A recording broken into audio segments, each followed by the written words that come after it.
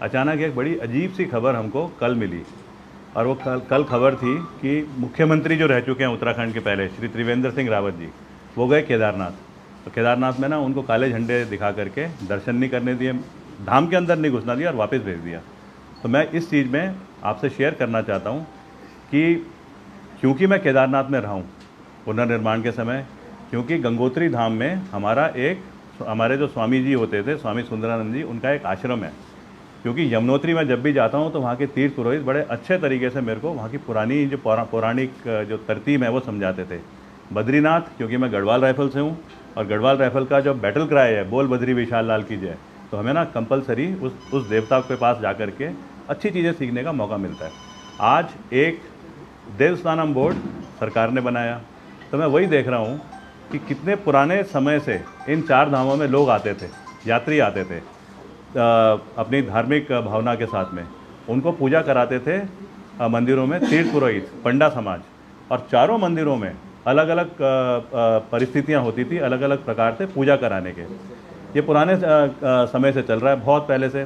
पहले क्या होता था, जब यात्री आते थे, तीर्थ यात्री, तो सड़कें नहीं होती थी, रास्ते में रहने की जगह नहीं थी, बीच में खाने की व्यवस्था नहीं होती थी। तो तीर्थ पुरोहित इन मंदिरों से नीचे आते थे पहाड़ों से, और हरिद्वार और भी जाके जो प्लेन के इलाके हैं वहाँ से अपने जजमानों को लेकर के जाते थे ऊपर दर्शन कराने।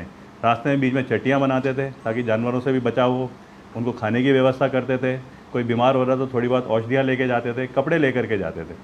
फिर दर्शन कराए उन्होंने अपने जो उनके जजमान हैं, और जजमानों से वहाँ पे दक्षिणा भी नहीं ली जाती थी। जब शीतकाल में ये यात्रा बंद हो जाती थी, उस समय फिर तीर्थ पुरोहित भ्रमण में उन इलाकों में जाते थे जहाँ के उनके जजमान होते हैं, और वहाँ पे जाकर के उनके घरों में रहते थे। उनको कुछ दक्षिणा भी मिलती थी, और एक बड़ा अच्छा एक तरतीब बन रखी थी। तीर्थ पुरोहित, जजमान और भगवान की आपस में कोऑर्डिनेशन का जो तरीका बनाया गया था, इसी के साथ में जुड़ती थी। तब भी पहाड़ों में रोज़गार की जो सुविधाएं थी, छोटे छोटे होटल होते थे, छोटे छोटे बीच में दुकानें होती थी, वो भी यात्राओं पे निर्भर करती थी। धीरे धीरे करके सिस्टम बढ़ता गया, सुविधाएं बढ़ती गई। अब सब कुछ अगर अच्छे तरीके से चल रहा है तो शायद क्यों ज़रूरत पड़ी पहले तो ये देवस्थानम बोर्ड बनाने की, जो सोच सरकार लेकर के आई, बीजेपी सरकार त्रिवेंद्र सिंह रावत जी के जब वो कार्यकाल में। जिस दिन से देवस्थानम बोर्ड बना है उस दिन से, क्योंकि तीर्थ पुरोहितों से तो पूछा नहीं गया, तो उस दिन से ना उस पर हंगामा चल रहा है। हड़ताल में बैठे हैं तीर्थ पुरोहित। अब तीर्थ पुरोहित अगर हड़ताल में बैठे हैं मंदिरों में, और सरकार उनको सुनने को तैयार ही नहीं है, मतलब ये धर्मस्थल है, सरकार वहाँ पे कोई चीज़ बिल्कुल अपने फैसले से बदली करने को तैयार नहीं है। तो तीर्थ पुरोहित 1 साल के बाद में उस स्टेज में आए कि उन्होंने खून से चिट्ठी लिख के, अपने खून से चिट्ठी लिख करके प्रधानमंत्री जी को भेजी, तब भी किसी की समझ में नहीं आया।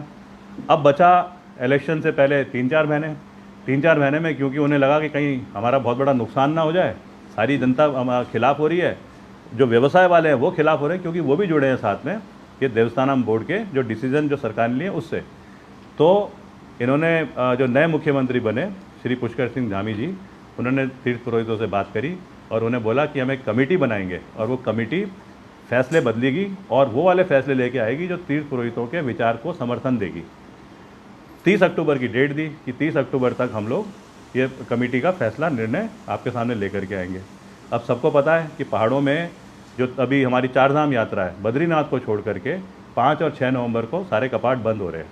तो मंशा देखो सरकार की, एक बार कपाट बंद हो गए तो उसके बाद में क्या होगा, यात्रा तो बंद हो जाती है, फिर वह यात्रा होती है खाली उन गाँवों में जहाँ पे कि देवता या देवी की डोली नीचे आती है। यात्रा बंद हो गई और उसके बाद में किसी को पता नहीं चलेगा, तो देवस्थानम बोर्ड की जो इन्होंने कमेटी बना रखी है उस कागज़ को, फाइल को ठंडे बस्ते में डाल देंगे इलेक्शन तक, ताकि इलेक्शन में मुद्दा ना बन सके। अब ऐसी स्थिति में जब ये स्टेज आ गया था और अचानक प्रधानमंत्री जी आ रहे हैं 5 नवंबर को केदारनाथ में, कुछ शिलान्यास भी कर रहे हैं, और उनकी भावना भी है, वो आते ही हैं केदारनाथ में हमेशा। तो सरकार को कहीं लगा होगा कहीं गड़बड़ी ना हो जाए, तो इन्होंने फिर अपने मंत्रियों को बोला कि तुम जा कर के देखो। तो मंत्रियों ने अपनी सेटिंग करने के लिए कि मैं जा कर के ठीक करता हूँ, ऊपर जाने का मूवमेंट शुरू करा।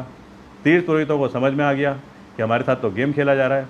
तो हमारे जो पूर्व मुख्यमंत्री हैं, जिन्होंने ये हीन सोच के साथ में देवस्थानम बोर्ड को अभी तक सपोर्ट कर रखा है कि गलत नहीं है, वो गए केदारनाथ। और क्या हुआ कि केदारनाथ में जो धाम है, एक मतलब इस तरीके का प्रकार है, नीचे से रास्ता है, उस धाम में अंदर घुसने के लिए जो पुल है, तीर्थ पुरोहित खड़े हो गए, काला झंडा लगाया और हाय हाय करी और अंदर नहीं घुसने दिया पुराने मुख्यमंत्री को। तो त्रिवेंद्र सिंह रावत जी वहाँ पे भी मेरे ख्याल से अगर बोल देते ना तीर्थ पुरोहितों को कि शायद हमसे गलती हो गई, तो तीर्थ पुरोहित तो इतने दिलदार भी हैं कि वहीं क्षमा कर देते और चीज़ें ख़राब नहीं होती। पुराना मुख्यमंत्री एक ओहदा होता है, उसको केदारनाथ जैसी जगह से, जहाँ पे कि शिव का सबसे बड़ा मंदिर है, ये पूरा उत्तराखंड में ही शिव का इतना बड़ा निवास है, उसके उस जगह से वापस भेज दिया गया। मेरे को लगता है कि पता नहीं ये किस मंदिर में कभी जा भी पाएंगे क्या। उसके बाद वहाँ पे गए अपने मदन कौशिक जी और धन सिंह रावत जी, ये भी कुछ मंशा से गए होंगे कि चलो हम कर लेंगे तीर्थ पुरोहितों को खुश।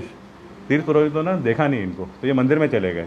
जब मंदिर से बाहर आए तो इनको भी घेर लिया गया, 2 घंटे तक बिठा के रखा, फिर उसके बाद में इनको ही वापस भेज दिया।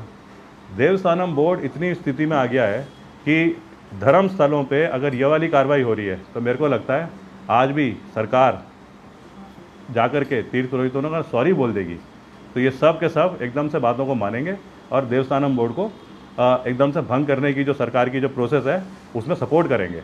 लेकिन सरकार क्या कर रही है, शांत बैठी हुई है।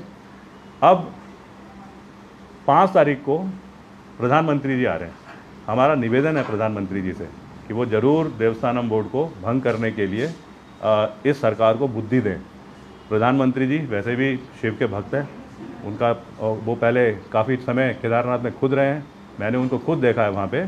जब पहली बार वो आए थे, जब उन्होंने बोला था कि मैं बाबा का बेटा हूँ, और वाकई में उनकी बहुत सारी भावना इस जगह जुड़ी है। शायद वो ज़रूर हमारी सरकार को, इस उत्तराखंड सरकार को बोलेंगे कि